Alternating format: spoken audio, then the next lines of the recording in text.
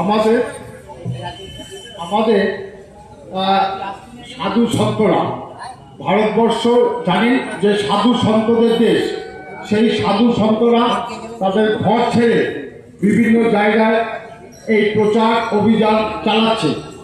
এত অঞ্চলে শুধু ধর্মপ্রাণ মানুষদের কাছে আমাদের বিনীত আবেদন, আপনারা আসুন এই রাম সীতা বজরঙ্গলী মন্দিরে। আমাদের এক মহতী সাধু সংঘ অনুষ্ঠান অনুষ্ঠিত করার উদ্যোগ গ্রহণ করেছে বিশ্ব হিন্দু পরিষদ ব্যারাকপুর নগর।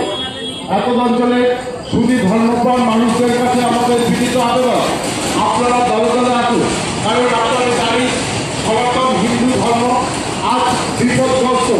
বিভিন্নভাবে বিতর্কী মানুষরা বিভিন্নভাবে বিভিন্ন জেহাদের মাধ্যমে আমাদের সনাতন ধর্মের উপর হাত নামিয়ে আনছে। তারই প্রতিবাদে আজ সনাতন সংস্কৃতি সংসদের উদ্যোগে আগামী 7ই ডিসেম্বর ব্রিগেড প্যারেড ময়দানে 5 লক্ষ কণ্ঠে গীতা পাঠ।